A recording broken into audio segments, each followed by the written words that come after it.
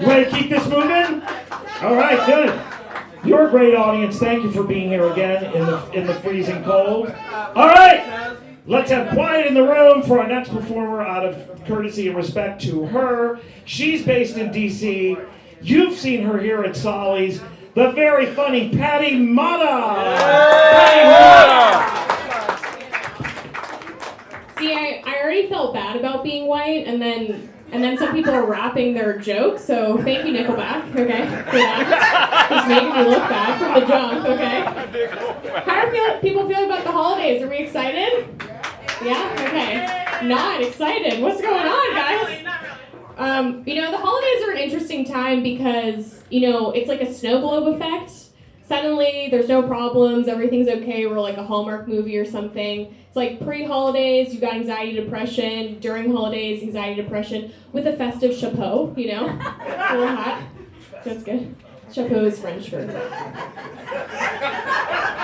I'm cultured, so I might be allergic to gluten, but I know French, so thank you. But vocationally, actually, I'm a pastor. And my name's Patty, so people call me Pastor Patty, or PP for short. Hey, PP. So you could say I'm well respected in my area of work. But my husband and I were invited to this pastor's gathering. It was at the Bible Museum, actually, which is a beautiful location. But it was regarding racial injustice, so I was the only white person there. I'm just joking, there were two of us there. But I was looking at the invite and it said business casual, which for white people basically means pants optional. But I don't know what, business casual means cross-culturally. So I'm like, okay, well, I don't want to overdress, I don't want to underdress. I feel like women always have that problem when you're going to an event, including my metrosexual husband. He thinks about it a lot. But I get there and was embarrassed because this was most of the people who showed up were black pastors. Shout out to black pastors. But it basically looked like everybody was ready for the Obamas to come through, okay? Everybody was like, the women were all in gowns, the guys were wearing these really nice suits, and I just looked like Lindsay Lohan from Freaky Friday, just like a troubled youth or something, like just struggling. My little tattoos were out. I said, bad move, Patty, bad move. Pastor Patty, what are you doing?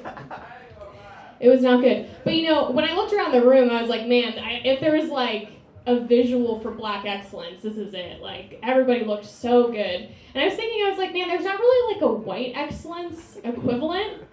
I mean, there is, but it's like a hooded affair, which I prefer pantsless, so I kind of went a different way, which is good. But, being in D.C., one of the things I notice often is that people are always gabbing about politics. I don't know if people like politics in the room.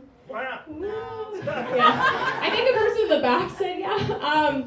But people always talk about Democrat, Republican. Any Team Bernie people in the room? Hey. Okay, you're the solution. Okay, thank you for being here. Okay, you're the future of the planet.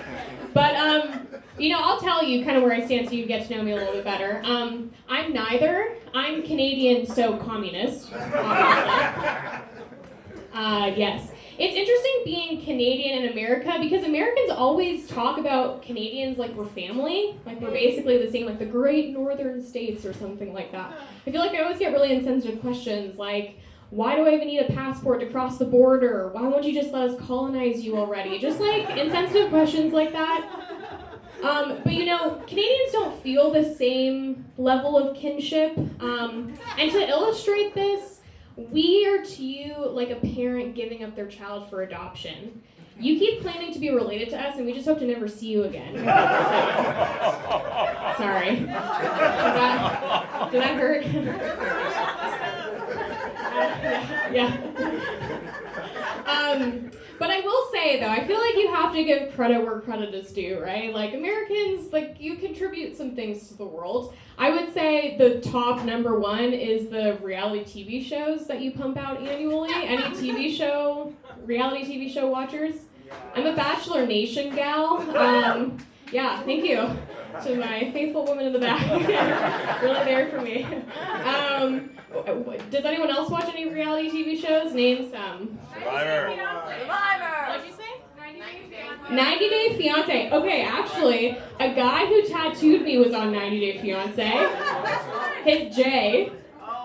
Apparently, they both cheated on each other. He ended up in jail. They're divorced now, but he's great at tattooing if you need a tattoo. He's in Delaware, actually, where people go to die. Anyways, but you know, there is a show both in Canada and America that we both watch but call by different names.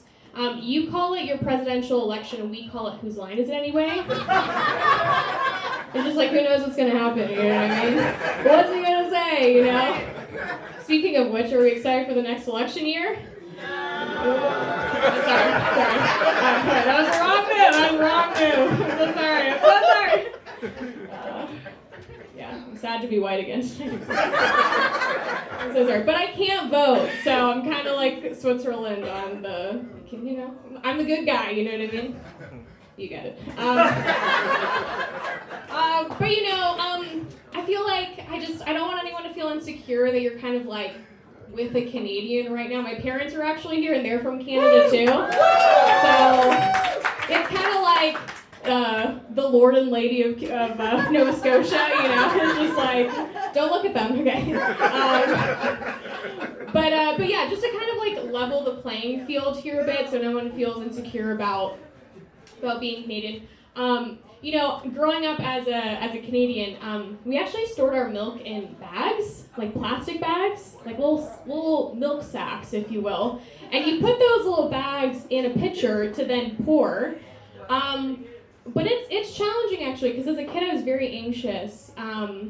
Because you kind of had to cut the tip properly so that it didn't like flow weird. It's kind of like the precision of a moil at a circumcision. Like you really have to like commit or not, because it didn't go well if you didn't. But it's funny, you know, being Canadian as a kid, I always wondered like, why do we always joke about other countries not taking Canada seriously? Like, why on the map are we not seen, you know, for what we are? And then I picture a little Patty like cutting the little tip of this milk, and I'm sure other countries watch us and go, no, that's a country that's never won a war. Thank you, that's my time. Have a great night. Great job,